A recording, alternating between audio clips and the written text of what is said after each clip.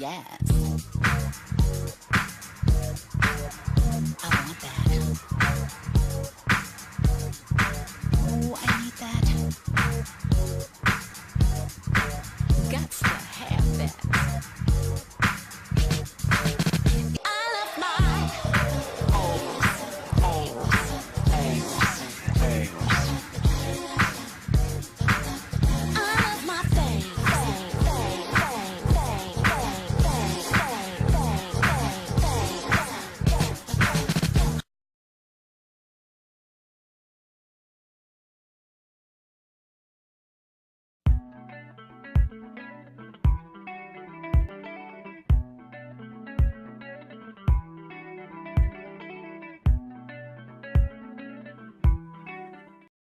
Free your mind.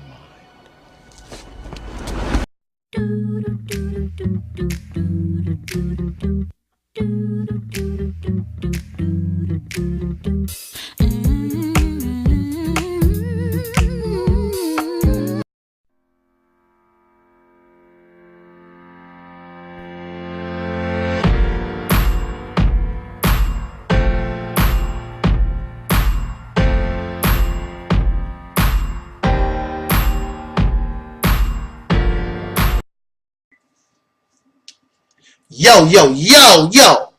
In the name of our ancestors, peace forever and motherfucking always. Welcome to another edition of the bitch that I call the Reality Temple on Earth. I'm your homie. I'm your boy, Angel Snuffin' Up 7. I'm the one with the muscle. I'm the one with the mic. I'm the mighty one, Angel Snuffin' Up 7. And I'm also your goddamn brother, soul motherfucking brother, you know, number one. Peace to y'all, homies. Peace to your homie. Check it out, check it out, check it out. Yeah. Yeah. I'm getting ready to motherfucker bust a goddamn move and motherfucker step up on me. Not only I'm gonna bust a move, I'm gonna bust a cap up in that goddamn ass. Ain't no doubt about that. Cause I'm getting ready to get real in this bitch. Understand what I'm saying, y'all? Yeah, yeah. What's the motherfucking subject? The motherfucking subject is profanity. You understand, homie? The profanity. I dig it. You got a lot of people out there. Look, profanity ain't nothing but the goddamn English language. Cause y'all tripping. Oh, I don't listen to motherfucking Sarah Suzette cause he cussing, because he profane, cause he sound nasty. Man, y'all some goddamn gay ass bitches, man. Talk about we don't like no motherfucking cussing. Y'all some fucked up ass bitches, man. Y'all some goddamn P-boys. You know what I'm saying? God damn. Woo, man. Now, you know, I'm just saying, doing that in fun. But y'all, I mean, come on. Do that look good? Do I come off as an intelligent person? I don't care what you say. But if you come off like that, how can somebody really, really take you serious unless they ignorant also? Because no intelligent person you never see, because that world leader represents his people. Now get this, now listen to me. World leaders represent their people. You never see a world leader with that type of behavior. A world leader on a world stage presents him or herself in a manner, in the best manner they can, because they represent their people. Now their people, the people themselves, and even the leader himself, in private, behind closed doors, once that leader get off the stage, man, that motherfucker Donald Trump, that president of the United States, bitch, the bitch can kiss my goddamn ass. You know, they might talk that way. And you know Donald Trump talks that way. But on the world stage, you don't see that. And why won't they do that? Why won't a world leader, a king or a queen, and y'all call yourselves that too? You call yourself kings and queens and gods and all this type of stuff, but you're a motherfucking god. You know, kiss my ass, bitch. You know, all that kind of talk, and you a god? You a king? What are you really representing? Because a world leader is representing his or her people, and they want the world to look at his people in the best manner he or she can do that. You, as an individual, I mean, you can do that. That's fine and dandy. But when people look at you, I don't care what you say. And some of these folks claim I've been to Harvard. I've been to Yale. You got all this education, but you keep spewing out these little profane words. And why is this? Well, because actually a lot of these people, they are profane. They are nasty. They are vulgar. They are vile. They have a nasty, profane character. Oh, my nigga, you tripping, my nigga. You keep talking about, man, dude, my nigga, knock, nigga, bed wench, Uncle Tom, coon, Sambo, profanity. Where do all this come from? It comes from the racist Caucasian people. This is where you got it from. You got it from them. And these words, nigga, coon, Sambo, these were words created by, remember, the majority of this nation was illiterate at one time. During the time of slavery, you had a lot of educated Caucasian people, but a vast majority of them was illiterates. And they came up with names to make mockery and degrade their slaves. Nigga is a very popular word. Don't you? Woo, man. Look at here. Look at here. Y'all are arguing right now over, are you an Aboriginal or are you an African? I'm going to tell you what you really are. You're a nigger. Why? Because that's what the slave master named you, nigger. They called our ancestors nigger. And if you went back in time, you could ask one of our ancestors and they would say, what are you? Are you an Aboriginal or African? They would tell you, I'm a nigger. We niggers. That's what they knew for hundreds of years. I'm a bed wench. I'm nigger. That's what they call us. And we adopt that. It's a sign of abuse. When an abusive husband tries to make mockery of his wife and calls her a whore and a bitch and all like that, then even after she is able to leave him, she keeps calling herself a hoe and a bitch, except she makes hoe and bitch a term of endearment. So we make nigger and coon and all these different things. We talk and call each other these different names. These things have become a term of endearment because we are victims of hundreds of years of abuse, to the point that whatever our abuser called us, now we voluntarily call ourselves.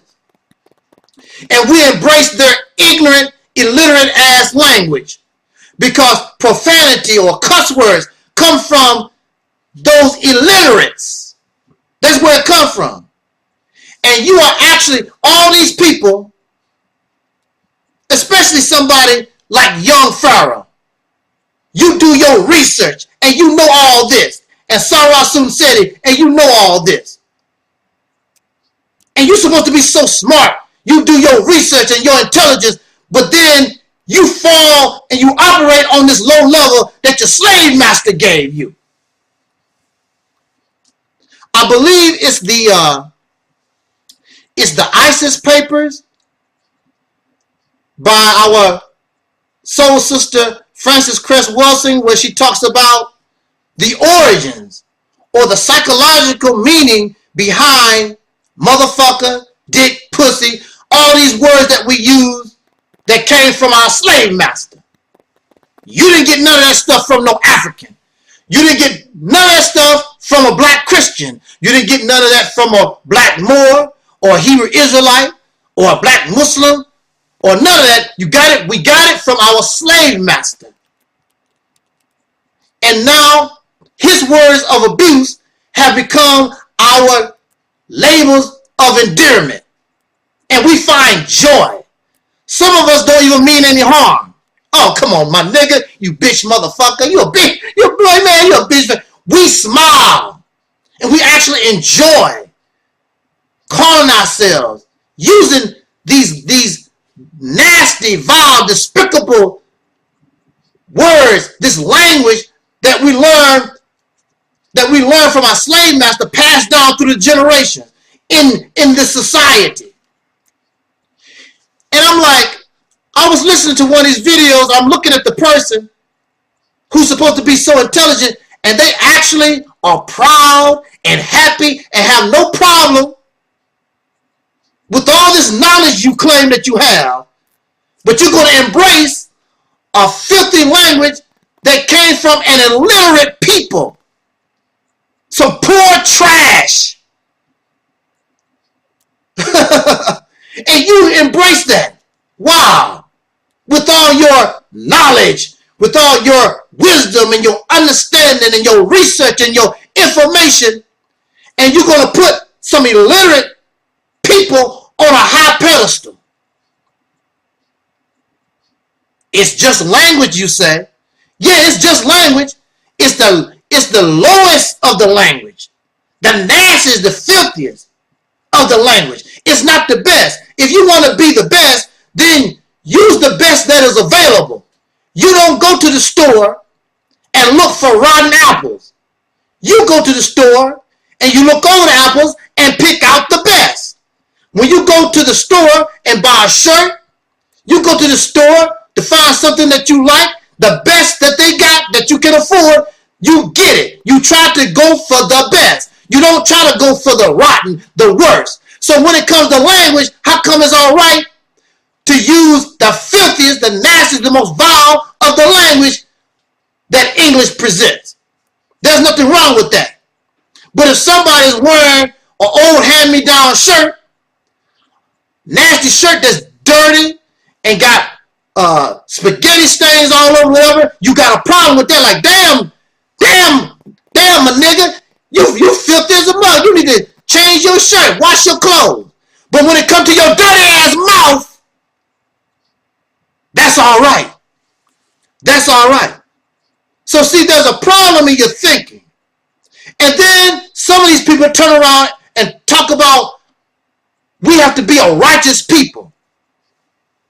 How are you being righteous, being nasty and foul as you are? What's right about that? What is righteous? Being righteous simply means to do that which is right for you, which is in your best interest, which is beneficial to you. How is carrying yourself in one of the worst manners? How is that best for you? How is that good for us? And then our little children pick that nasty stuff up. And then you want to slap them in the mouth. If the children can't say it, why you? Well, I'm grown. Well, guess what? That child is going to be grown too. And you teaching a child that is all right. They just can't do it because they're a child. But as soon as they get age, matter of fact, talking behind your back, I've seen children. I've seen very young children use profanity and curse than some adults. I'm like, wow, that boy, this little boy, this little girl got a bad mouth on it. Where they learn it from? So we want to strive to be the best. It's not trying to think that somebody is better than somebody or nothing like that. No, we are striving and we want to be the best that we can be. And you don't have to go to the white boy's military to be the best that you can be. You don't have to go to the military because if you go to his military, he's not going to let you sit around here and cuss him out and use that kind of word towards him. He's not going to do it. He's not going to tolerate it. So what does that tell you? Because when you go to the military, so they say on the commercial, we're trying to show you how to be the best that you can be. And that's not it. So we're not trying to be holy. We're not saying that we're trying to be holy and holier than thou and we're perfect and nothing like that. But we just want to be better. We want to be better examples for our children so they don't be like us. Because we've been in the mud. They don't have to be in the mud. We're dirty. They don't have to be dirty. They can be clean. They can be holy. They can be the righteous right from the jump that we are striving every day to try to be. They don't have to go through what we went through. Simply by our example. If you're smart, show your babies you're smart. Show our babies are intelligent. Show us that you're God, that you're a king, that you're all these different things. Be the example. Free your mind.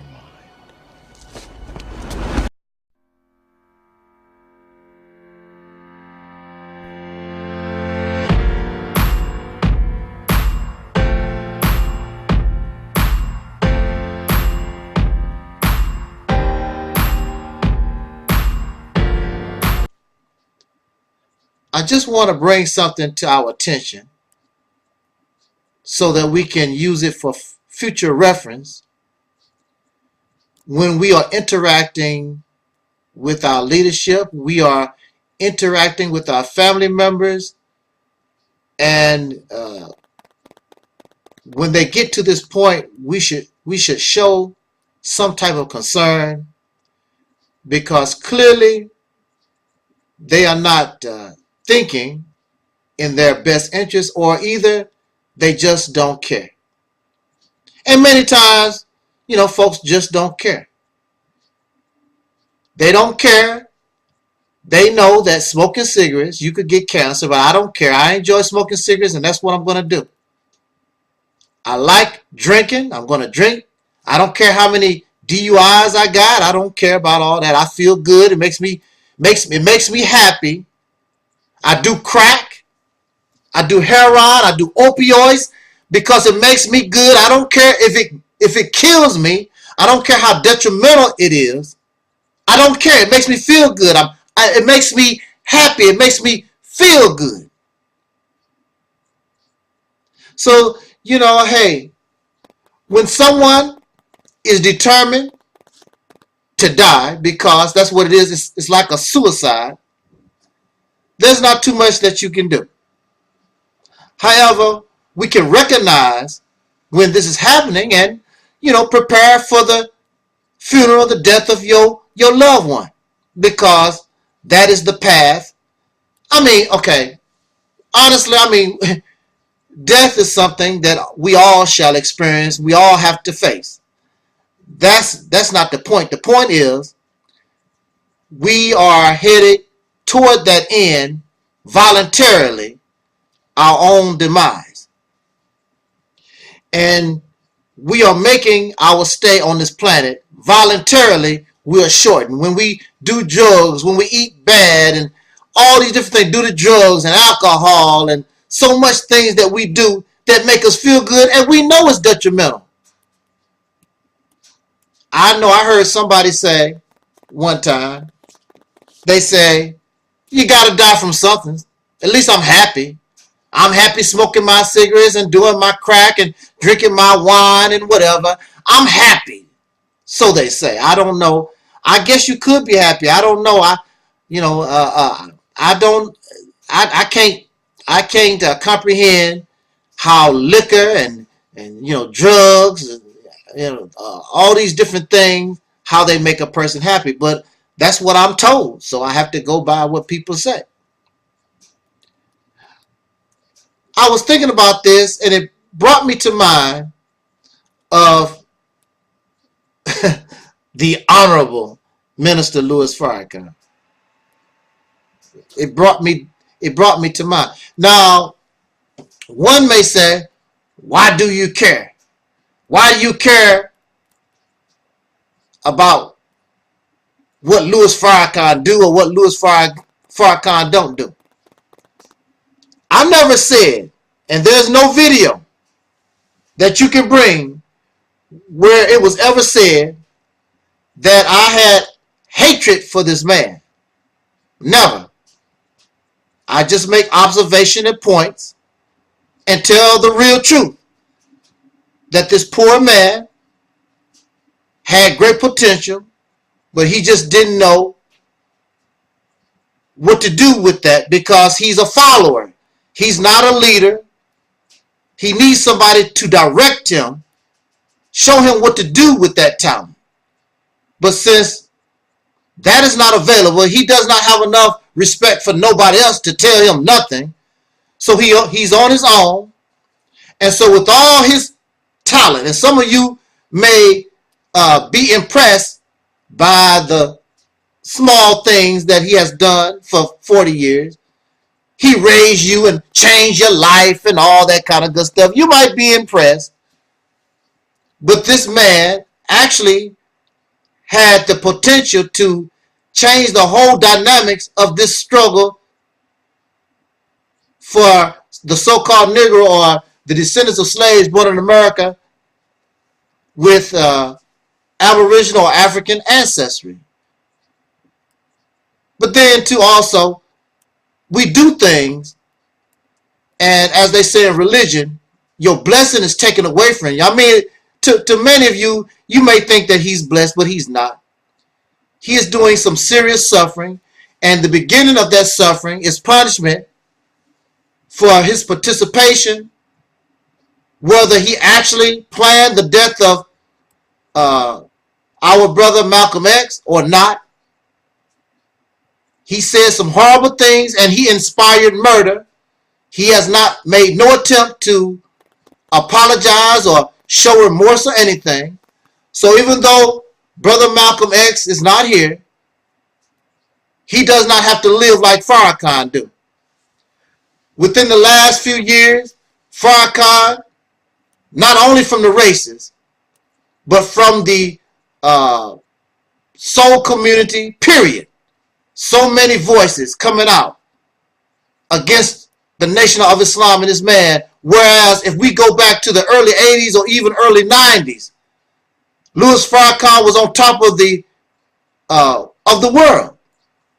But his actions, his behaviors, his words to inspire murder against Malcolm, and then later he would turn on his brother Khalid Muhammad and then join, I don't care what he says, join the Church of Scientology. These actions do not look good in the eyes of a people who want change brought about by their own mind, their own hands, and they want nothing to do with especially the people that you call enemy. So you see Louis Farrakhan, there was a rally or whatever it was, and Farrakhan is in a church with a white man, Father Flager. He's friends with Jews, but he talks about Jews. Matter of fact, he's cool with a whole lot of Caucasian people. His son is married to a white woman, Caucasian woman. He has biracial children. His whole thing, he cannot represent this struggle. That's over with. And so, due to his own actions, he turned the people. He's not relevant anymore. So this Facebook ban makes it seem as though, the government wants to censor his voice and all that's nonsense. Nobody cares. And the reality is, he's not banned on Facebook. Brother Ben is still there. Nuri is still there. All Farrakhan's people are still there. It's a bull crap ban. That's just the reality of that. Fake ban. It's not even real. But above all, I want to make this point. And the point I want to make is, it wasn't that long ago, they were saying, because you do know Farrakhan is fighting prostate cancer. He's sickly. He's also 80-some years old. Just celebrated a birthday yesterday, I believe, May the 11th. May the 11th, 1933. That's when he was born. Not too long ago, it was reported that he has a weak immune system, and he should not even be in the public, because if the right germ shows up, it could kill him. But see, this is the point I want to make. When I go back to, I don't care how I die, as long as I die happy, smoking cigarettes, doing opioids, eating myself to death, whatever is your pleasure, and you know it's detrimental, you don't care because it makes you happy. Louis Farrakhan knows this. And nobody can really stop nobody when they want to do something. So he knows he has a weak immune system. He knows he shouldn't be in the public like that, introducing yourself to all kinds of germs, being around all kinds of strange people that you don't know. You don't know what they have. But his sickness, this mental illness, this sickness for fame and glory and praise, you're going to risk your life over being banned on Facebook, and you're not really even banned. You're willing to go ahead and get sick and die. And see, and the followers talk about you care, but ain't nobody thinking about this man's health, because he's so sick in the mind, glory hound, celebrity seeker. He wants all this praise. He don't care because it makes him feel good. But even those who are around him, all these sycophants, they don't care either, because you are speeding this process.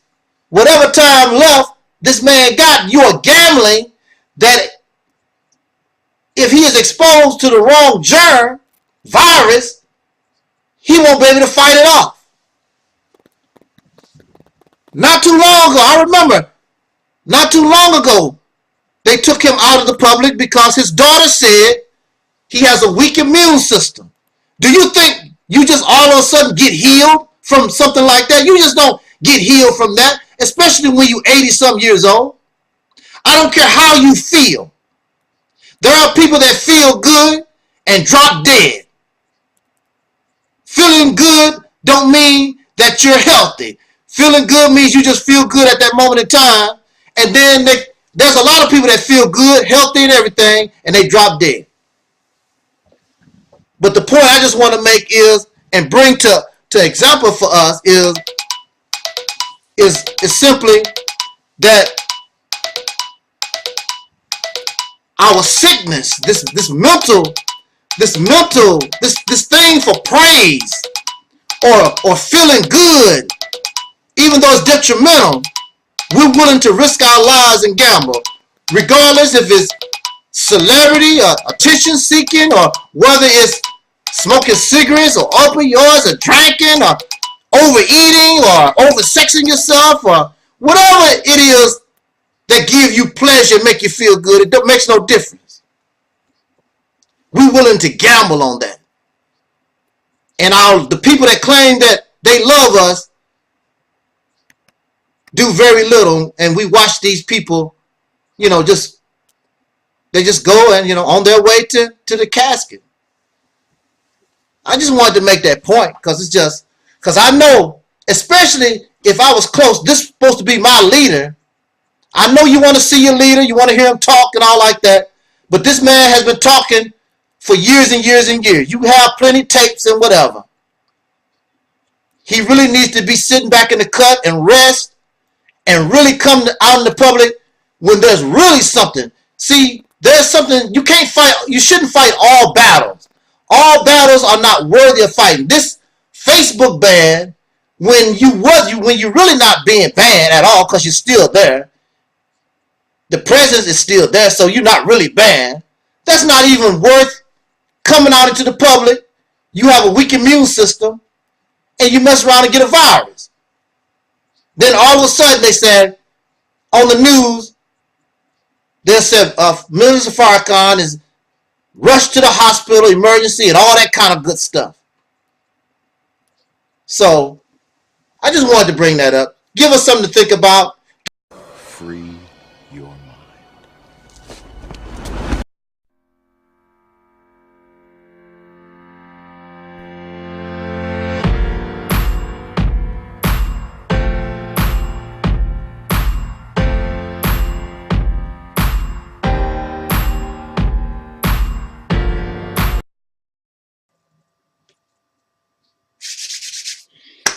Okay, wake up, wake up, wake up.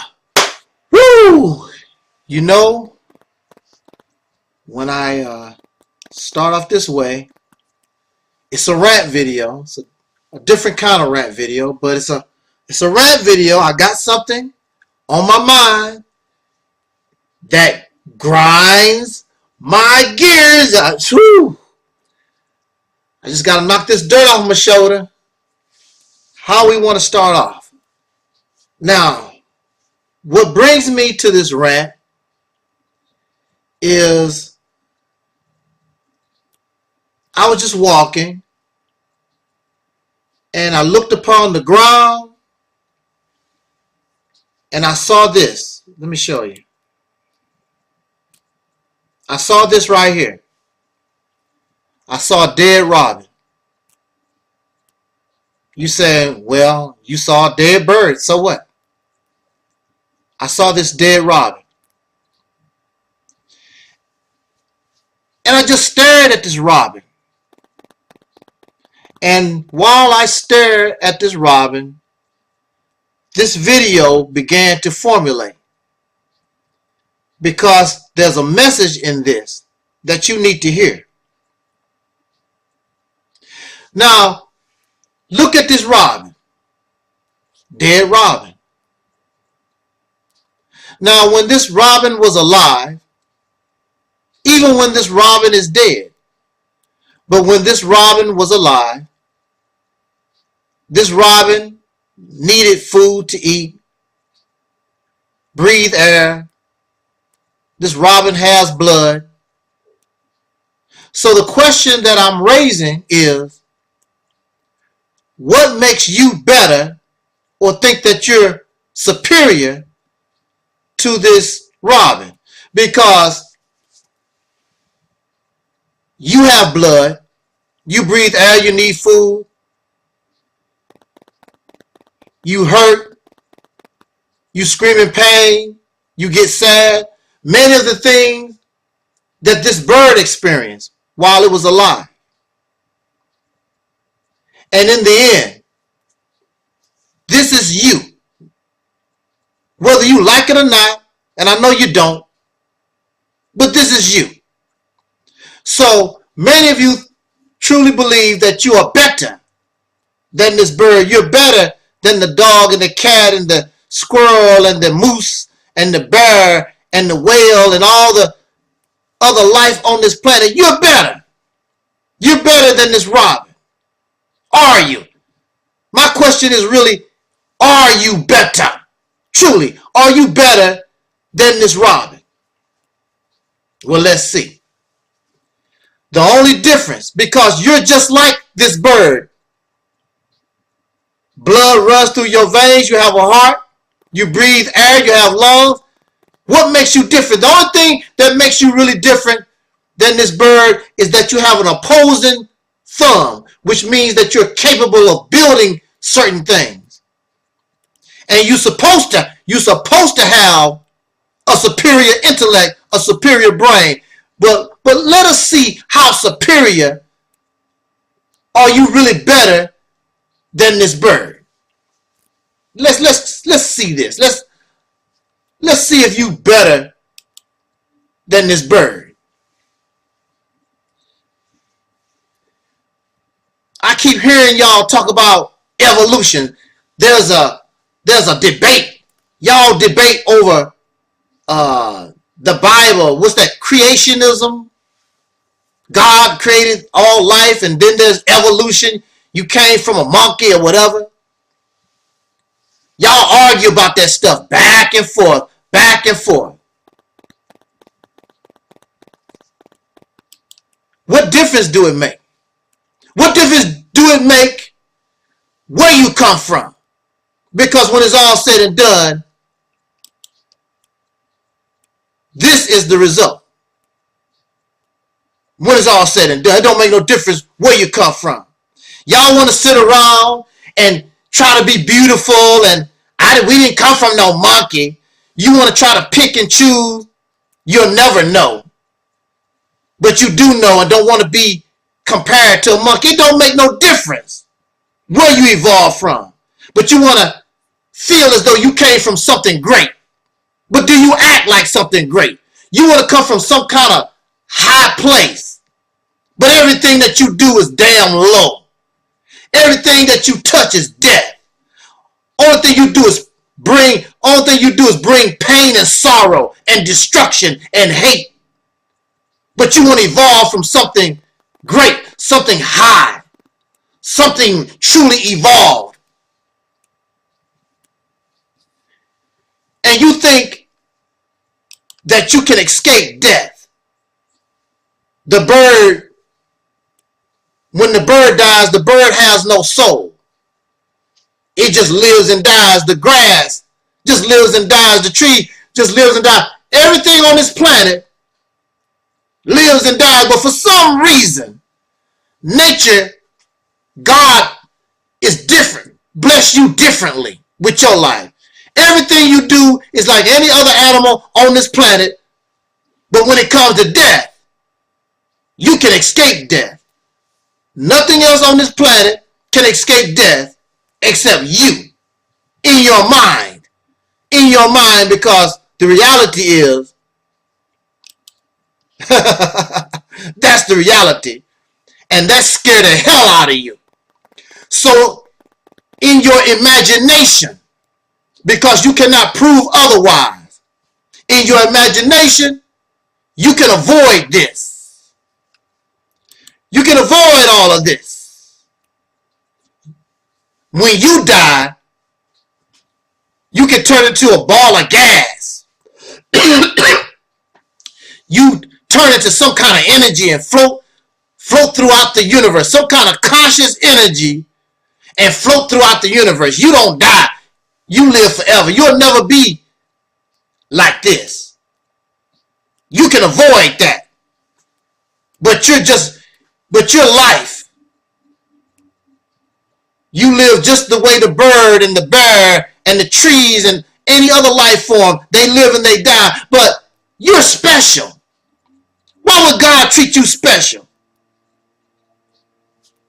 Ask me this. Why would God treat you special? Why would nature, why would the universe treat your happy ass special? You can avoid death.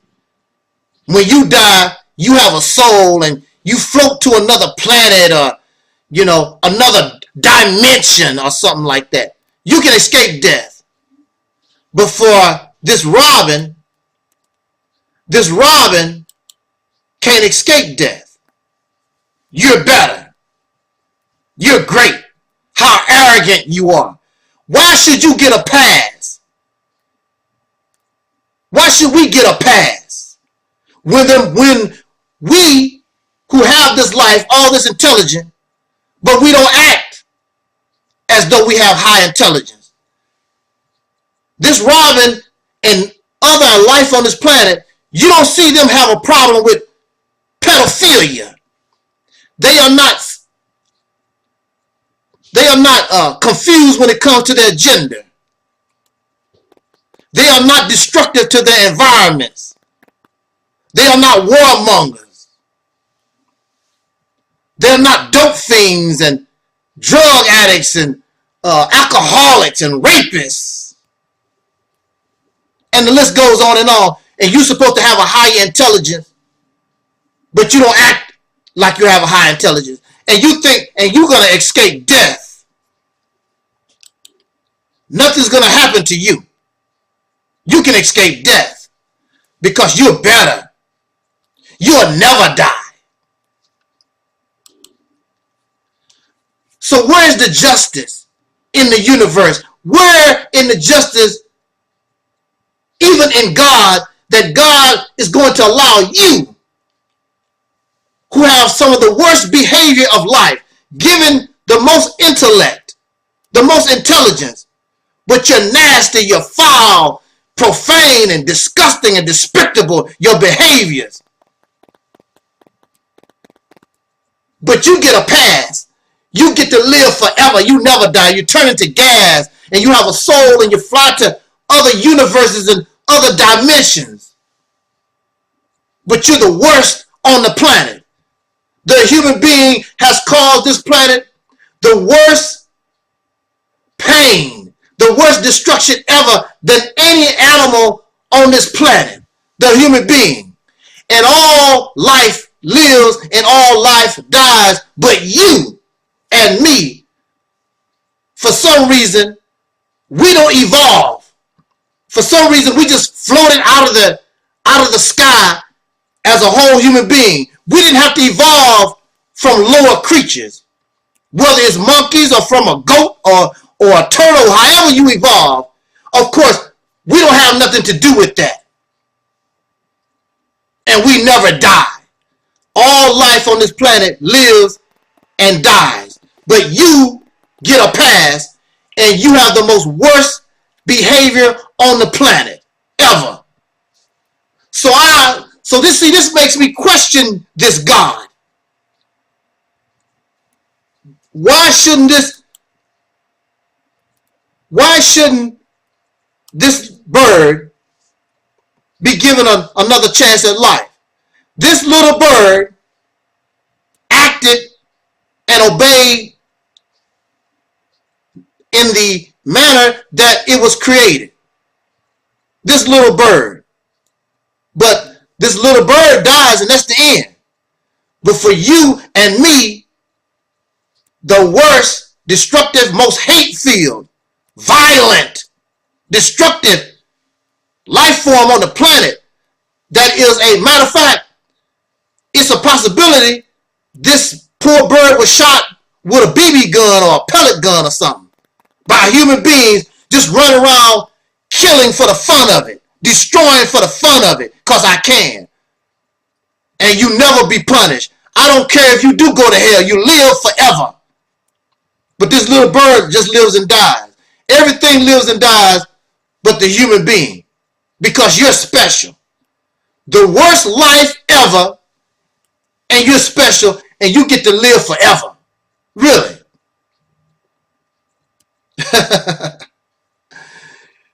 Really. I beg to differ.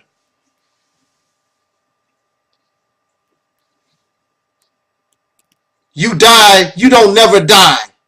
You just turn into a ball of gas, or your soul, you just fly to another dimension or something like that. Or matter of fact, you just stay on the earth and you just transform into a bird or something, or a butterfly or a goat or whatever. But you don't never die. Everything else on the planet dies. Why would the universe treat you and me special when we are the same, just like this little bird when that little bird was alive? You breathe air. You have to eat. You take a dump.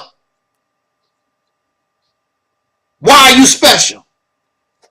And if you're going to be treated special, what do you do special? You have been given the greatest gift, which is that opposing thumb and this brain. And you actually, the human being acts worse. Your behavior is worse than any animal, other life form on this planet. But you don't never die. You'll never die. Really? Well,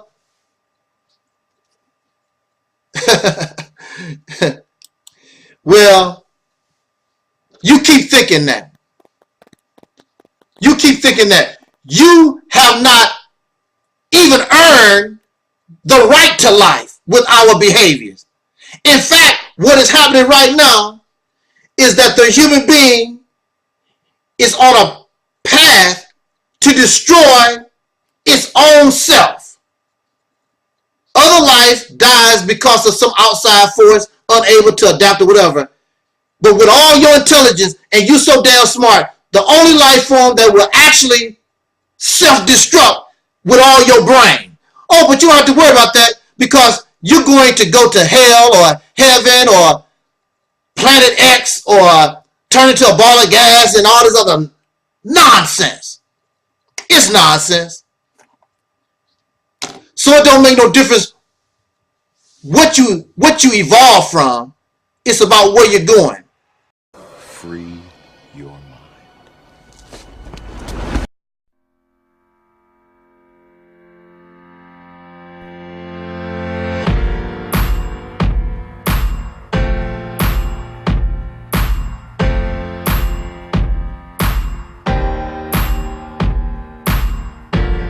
Equality.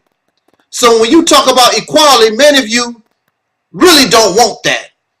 You really don't want justice because you still have the mindset where certain laws and certain mindsets favors one over another. That is not equal. That is not just. You really don't want that. And you have a warped sense of what freedom is. Let me give you my idea of what freedom is. First of all, there's no such thing really as freedom. You don't want to live being free because true freedom equates to chaos and anarchy. When you have chaos and anarchy, you are living in an environment where there is lawlessness. There is no law. Everything is up to grabs. This is why many governments will declare martial law, because the people are getting to a point where they have no respect for law and order. You are living in an environment of lawlessness, chaos, and anarchy. But really, they are demonstrating that they are free because you can't tell me what to do. Freedom in your mind is, I can do anything I want to do. We say freedom, and actually we need to find a different word because it is dumb, and you should not want to be free in that sense. You have to have some type of law and order. The universe that we live in is under some type of structure, some type of law. If the sun does not do what it does, if the earth does not do what it does, we won't even be able to live because it's hot one day, cold the minute. It's just all messed up. You don't know what to expect. And within the law, you don't know what to expect. And it's detrimental for life. True freedom is detrimental to life. Life, in order for life to exist, it has to have some type of structure. When the sperm meet the egg, then you produce a baby. It has to follow this type of pattern, has to follow some type of structure. You don't really want to live in the warped sense of thinking that we view of as freedom. It's not going to work. Now, what we really want simply is to be treated fair and just. That's all that you want. And you truly want justice and you want equality. So we add these all together, and you want to feel, not actually be free, but you want to feel free under a just and fair structure. This is something that we as a people, our ancestors, have been denied living in America going on 500 years. You and I both know that we live in a system, we live in an environment that can be chaotic, and it does not demonstrate to us that we will receive fair and just treatment. So we want our freedom We want to be set loose from this structure. So we do want freedom. We just want to be free from an unjust and unfair, biased, prejudiced, murder-thinking system. So in that regard, I understand why we want to be free. But understand that we don't want what we believe is true freedom, because true freedom is anarchy. Can you imagine as you drive down the road in your car and your car exhibits freedom? That means this tire can go that way, the other tire can go another way, because that's free. Being turned loose. Matter of fact, that's what you say. If this tire go that way and another tire go the other way, and it just starts falling apart, the parts become free. The parts become free. Then you cannot even drive because this tire goes that way. The transmission, when you go forward, the transmission wants to go in reverse. That's freedom. You have to have some type of law. You have to have some type of control. You have to have some type of order. So we come into a universe, we come into an environment where nature has some type of order. Even in the grand scheme of things, you have rabbits, but you have an animal that eats rabbits to keep that population under control, because if you allow rabbits to go free, then they cause a balance, and life is not going to work like that. So you have to have structure, we have to have balance. An example of something or animals being free is the wild animals. They are not like you and me. They actually are like free. They don't have to get up and go to work every day. They're just doing their thing, whatever they do, all the time. But you have to have a respect for law. You have to have a respect for the environment that you're in. You have to have a respect for structure. If you don't have a respect for structure, if you don't have if you ignore the environment that you're in because you're free, I can do anything that I want to do. This is what happens to you when you think that you can do, because you're free, you can do anything that you want to do. This is the result. You see this all the time.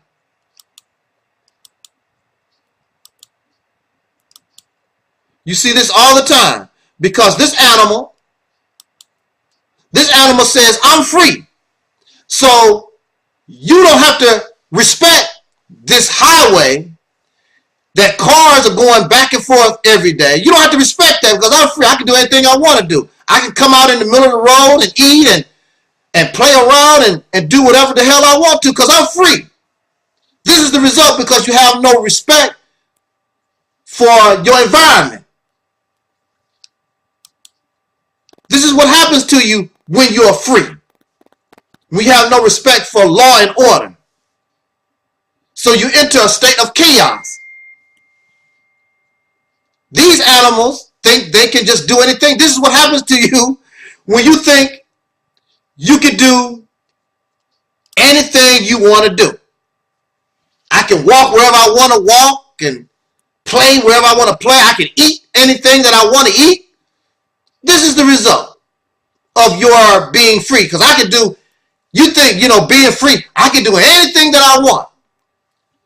You cannot do anything that you want in this life because sooner or later you are going to have to come into contact with something else that is free. And since you don't have no respect for that, then this can be the result. And this is the type of life that we're living in right now. You think that you can do anything that you want to do what you feel, and you end up like this poor little squirrel, or this fox, or this deer, or that raccoon, or whatever. It was a raccoon, I believe. Because you're free. I can do anything that I want to do. That's not how That's not how nature works. That's not how life is. You have to have balance. The only thing we want to feel free. In other words, when I say I want freedom, I simply just want to be treated fair and just. I want freedom, justice, and equality. I want to be treated fair. I want equality.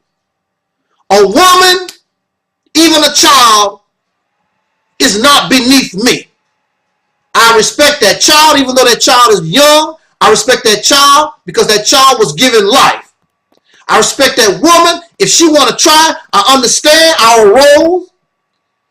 She might cook better than men. She might sew better than men. There's a certain job, but at the same time, if that sister wants to try, she wants to try to do that, why can't she do it? Oh, because I'm the man. That's a man job. Why is it a man job?